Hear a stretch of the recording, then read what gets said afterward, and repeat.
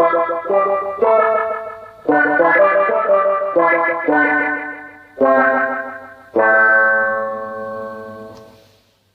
good evening and welcome to another episode of Chicken Lizard. This week we're going to discuss what games are out this week. Joining me tonight are James and Andre. Hello. Hello. So, Andre, what's out this week? Right, so as always, I'll go through a list. So out this week we have God Eater 2. I assume it's an expansion for WoW called WoW Legion. Lucius, Metroid Prime Federation, Witcher Game of the Year edition, or GOTY for those who know, and Eucolour World for Fallout 4. So, starting off, God Eater 2. This is a game that's quite personal to me, because I quite like the game God Eater. Do you eat gods in it? Technically, yes. Can you But no. quite literally go up to Thor and go, "I'm eating you," and eat him? No, basically, Then it's if you've shit. ever played the... I want to be able Game. to eat the gods. See, I imagine it like a snake, and he just like Buddha's just kind of sat there, and the snake just goes. Not a beat 'em up where when you defeat a god, you get the power by eating them. By a snake. It's got to be done by snake style. Doesn't work otherwise. Right, Basically, Andre, the what way the actually game- happens?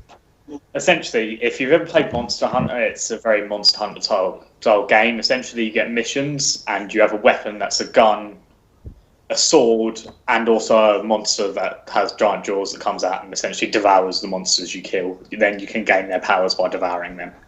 God bless Japanese games. Yeah, it's absolutely fucking awesome, because it's like, okay, I have a giant sword. Oh no, there's an enemy at range. Gun. Oh look, it's dead. Devour. It's great. So basically, it's similar to Ghostbusters in a way where you twat something and then launch something at them that kind of captures them. No, it's more you kill it, and then if you want to, you can essentially devour it to take its powers. Okay. It's like it's the best way to describe it is like Monster Hunter, but Is it like on KOTOR where you go down the dark side route and you learn the form of the Jedi Masters by killing them? No. Well, you learn the form, so you learn things, right? So you get the powers by devouring them. So kill them Yeah, and you get yeah, powers. yeah. Basically, you kill the monster that you've been targeting, because it's essentially a series of missions, and as you go along, you can obviously upgrade your weapon and then upgrade the monster inside the weapon, so it does like more damage when you devour, or you get more items for it, or you get health So if you want back. fire resistance, do you go kill Smaug? You want fire resistance, pretty much. No, you usually just put on a buckler. And they made 2 games out of this. They're making Yeah. a sequel to this. Yeah, it's actually a lot of fun, because it does have its own storyline, because you obviously have like your side missions, which is like hunt down 32 of these or get this item. But the main ones are like, there is a colossal monster, go and murder the shit out of it. More like, obviously, Monster Hunter. So, yeah. So, moving on to the next one. WoW, Legion. Obviously, Adam, Yeah. you were a massive WoW player, so... The new World of Warcraft expansion of Legion. The Burning Legion has returned to the world of Warcraft, to Azeroth. And for those of you who are not in the know, the Burning Legion is a terrible, nasty, horrible thing that is fell energy, demons, and they come spewing out of a portal. And thousands of years ago, the people of Azeroth had to band together to get rid of the Burning Legion. However, the Burning Legion are now back, and with the new expansion pack, you get to play as the Demon Hunter, which I believe to be a cross between, I guess, a rogue and a warrior. Has ability to do DPS and tank.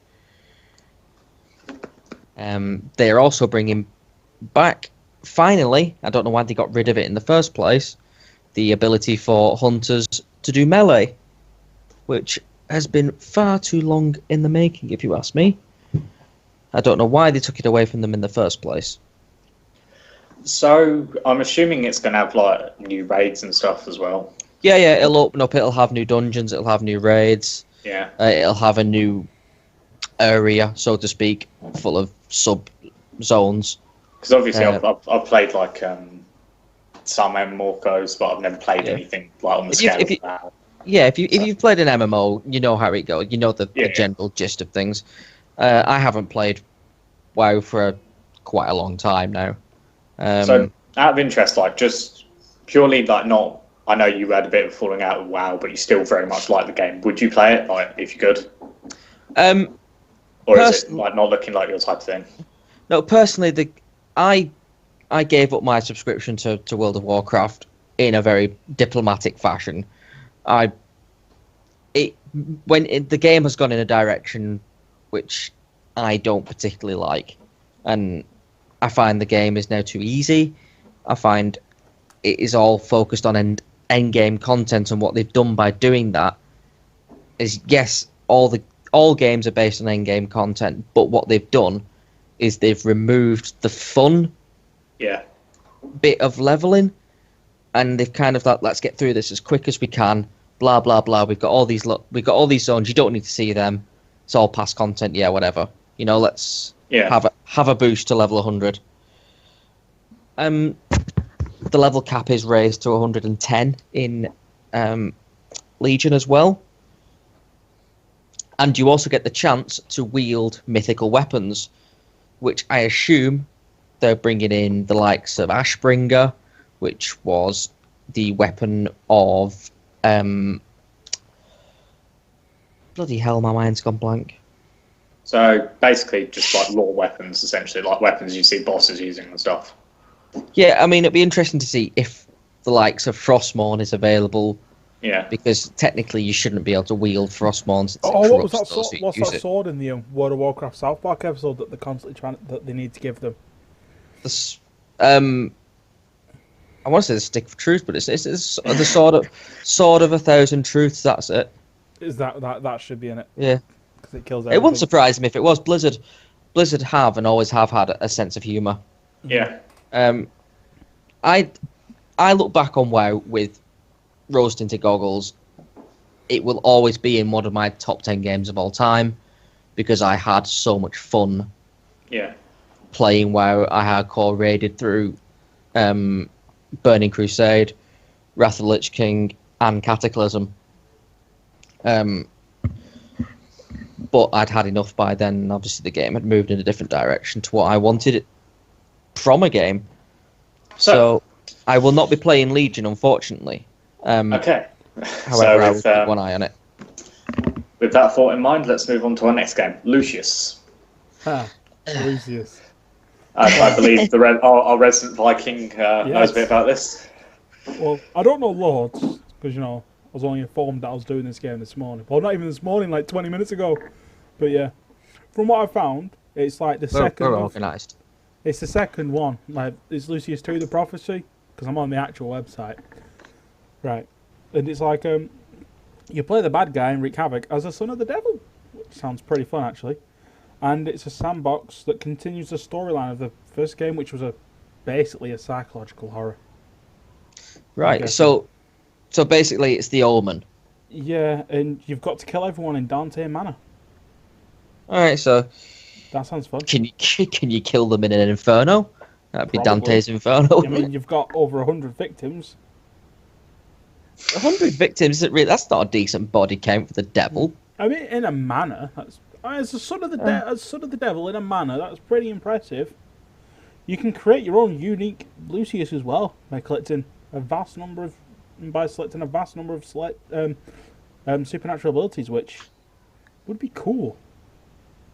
Yeah, I mean, a fire one, you can have a frost one, which would kind of throw me off a lot. Screw having a frost devil. I mean, what sort of psychological horror are we talking? Are we talking in the psychological horror like Deadlight? Or are we talking psychological horror of Until Dawn or Evil Within? Outlast, maybe. Outlasts, yeah. Although I find Outlast a lot of jump scares. It might be because of the all the killing and the stealth in it as well. Yeah. Oh.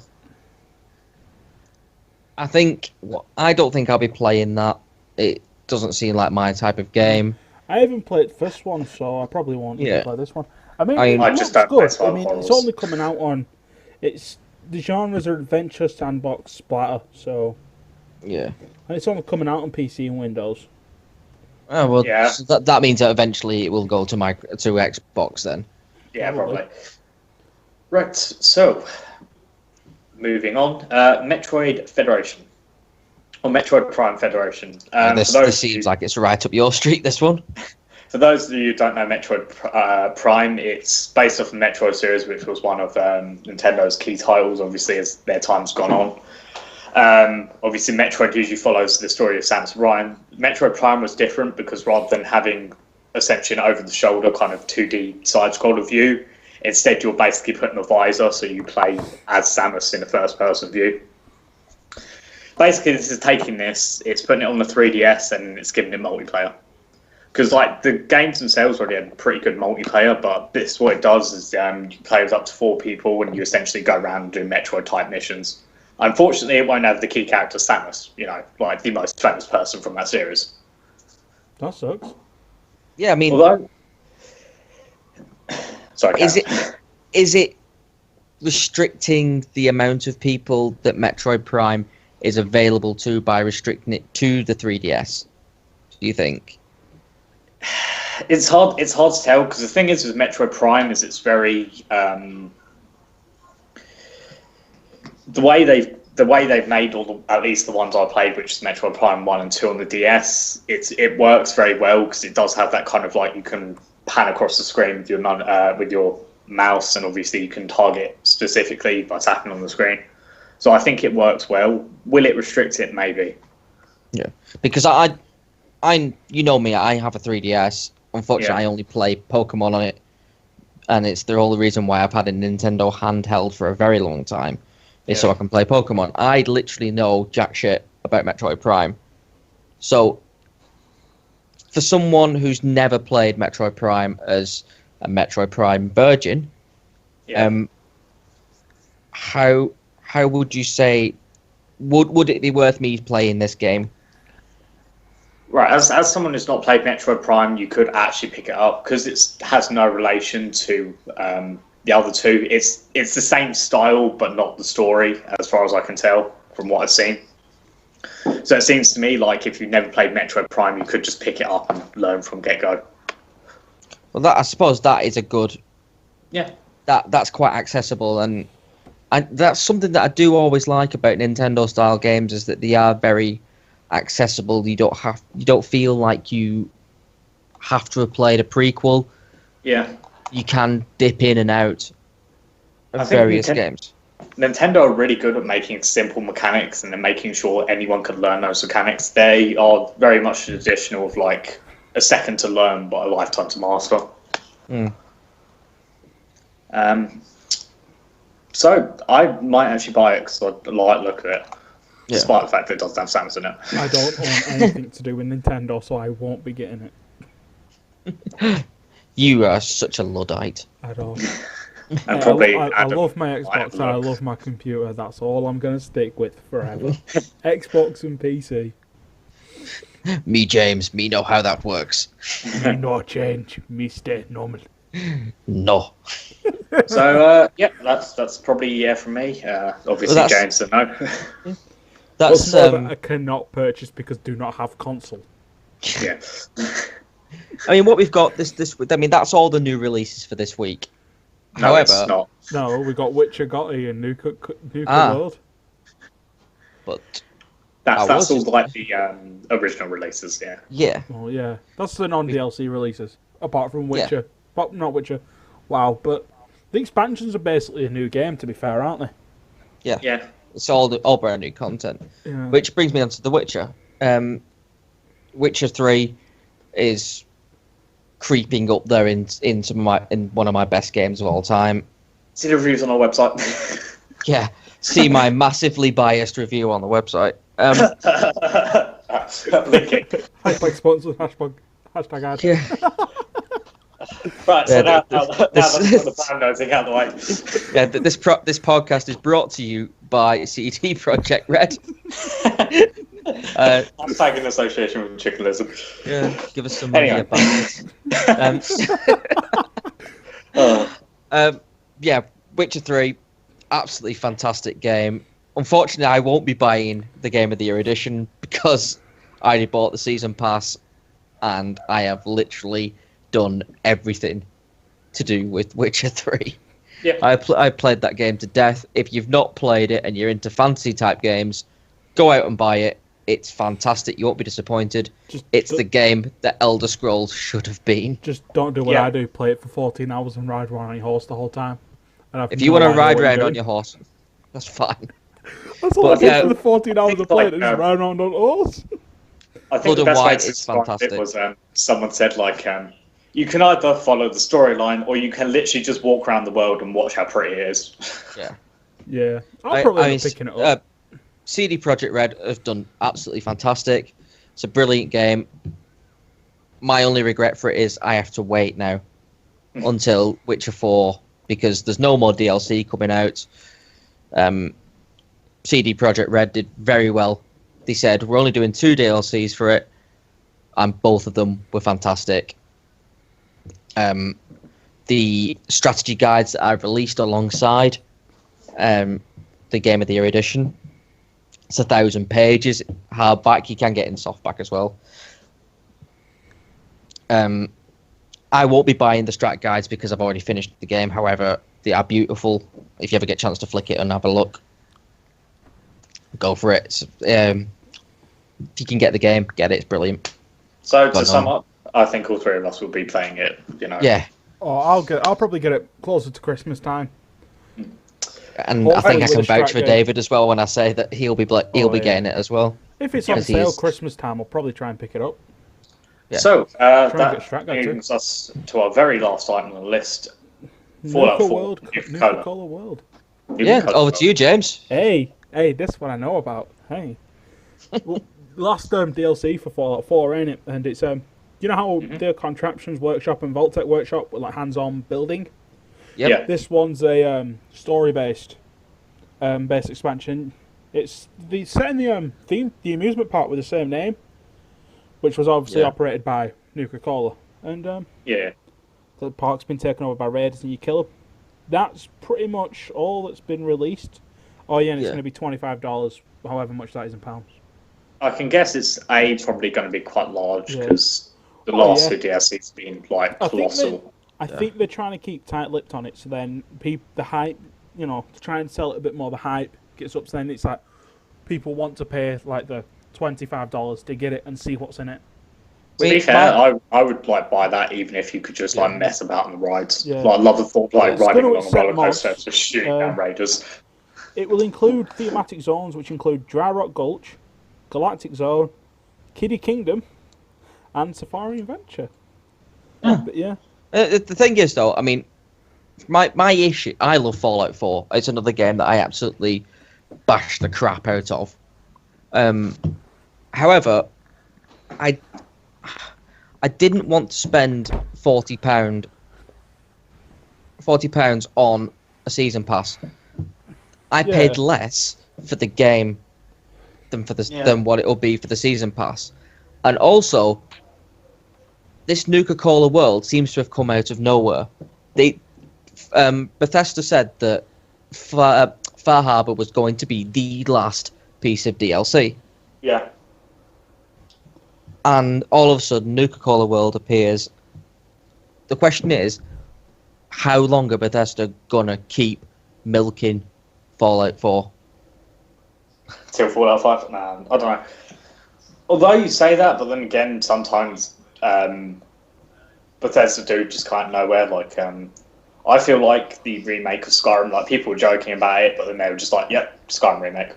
But if that wasn't leaked, that would have pretty much just come out left field, done. Yeah. Well, the Skyrim remake's just to keep people tied over for the next Elder Scrolls 6. But there's been teasers, like Nuka World's teasers proves that you can't have fun without a little pain. So I'm guessing that you get fucked up a lot. I mean, another point as well is going back to what we were saying with CD Projekt Red, with how they've dealt with The Witcher. Compare that to Bethesda and Fallout. Should Bethesda have gone for a Game of the Year edition of Fallout with maybe this last bit of DLC added into it for an added bonus to go and buy? I mean, I refuse to pay £40 for the season pass for Fallout. Mm. And I said that I was going to wait for the Game of the Year edition to come out, where I would trade in That'll my be next year, though, won't it? Game of Yeah. the Year late, will come out. yeah, or pushing towards Christmas. Yeah. Hopefully, It wouldn't. Christmas.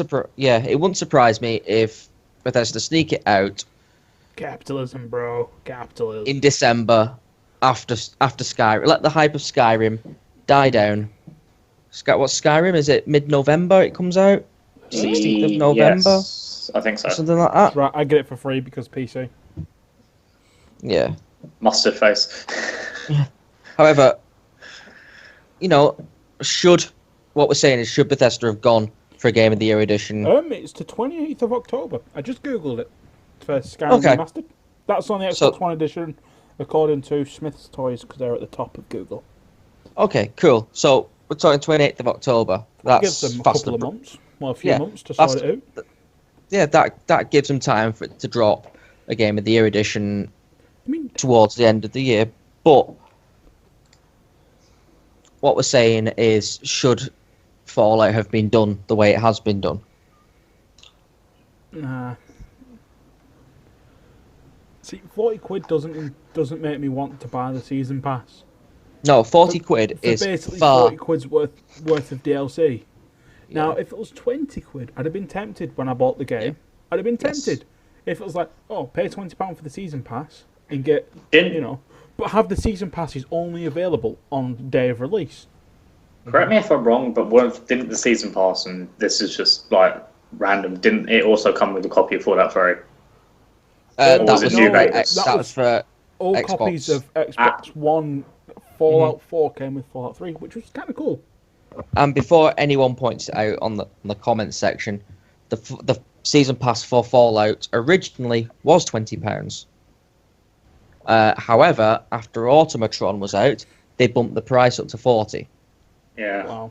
And that for me is too much for a season pass. That's far too expensive. Season passes should only be available first week of release anyway. And then after that, it's like, no. All right, it kind of sucks if you're like me, who sometimes likes to sit and wait for the games, but see what people think. Like, no. We was on about this last week, wasn't we, with Deus Ex? We're going to wait, and hats off. We have waited, but none of us have actually gone out and bought it. Not yet. Yeah. I won't probably because But it's like if I had a PS4, I'd have gone out and I'd have bought No Man's Sky straight away. See, the thing is, and this I'm is glad, like I'm the glad I problem. didn't because Yeah. I'd have bought it and I'd have got, like, from what people said, 10 hours out of it of enjoyment, and then I'd be bored and I'd be fed up with it and I'd be taking it back, getting my money back. The thing is like your idea is, yeah, that's great if you know the game's going to be good, but the thing is, it usually takes about a week for anyone to fully complete it, so you know whether or not this is actually a good game if you're waiting on it, if you're not sure. Anyway. After Lego Star Wars came out, there was guides online for that, like 2 days after release, so someone must have hammered that hole. Let's have bomb of the week, which is No Man's Sky. Yeah, Oh, definitely. Yeah. No Man's Sky. It is no potential, and we should dedicate a full episode to ranting about the bad things about No Man's Sky. To be fair, Basically, the problem with No Man's Sky, and it's like I've always said, it's essentially what is an alpha. They're asking you to pay full price for an alpha. oh yeah. If they said, "Oh, we're going to release it as an alpha, pay £20 for it," I'd be like, But it's Let me also, see like what's I in said, the it's alpha. not. and then it's like, "Oh, it's an entire universe." Okay. It's the equivalent of having a shit, flushing the toilet, and playing the journey of Let's Follow My Shit all the way to wherever it goes. Yeah. Right. It's- Before we start ranting about No Man's Sky, let's calm. Credit where credit's due. Yeah. It It did have as many planets as it said it was going to have. It was an ambitious Also- project. It was very ambitious. It was very ambitious. Third of all, the fan base were terrible. Like, legitimately, when they decided to hold it back for a few months, people started freaking out. For the projects that size, probably they would need maybe have held it back at least, I think, a year to get at least into beta stage or something. I don't know. But It's what he was showing on like TV and everything was apparently a pre-release copy, but it had all the features they wanted in it. So unless something's happened and they've been told, no, cut all these features, release it, we don't know what they've been told to do. At the end of the day, we don't. But it could be possible that it does have all those features, and it's just someone higher up has gone, you know what, make that DLC or make that however, content. You got to forget as well, there was a lot of legal dispute over No Man's Sky, even to the point of where it was just about to be released. And there was still disputes on whether it would be released. They took some Dutch guy's algorithm or something. I can't remember his name. At least I think he was Dutch because I remember reading it. They took his algorithm for randomly generating plants and creatures. And they just took it and used it. Which, if I spent my life coming up with that algorithm, I'd be pretty salty too. So are we staying? Are we all in agreement? The bomb of the week, No Man's Sky. Yeah. I mean, it's got from release, it's dropped 78% of its players, which is like. Sold 700,000 copies. That's I worked out earlier. I said 546,000, didn't I? Unfortunately, ambition doesn't translate into a good game. Sales. And with that point, we will leave it. We'll leave it there, and we will see you later in the week for the next podcast. So, see you later. Bye. Bye.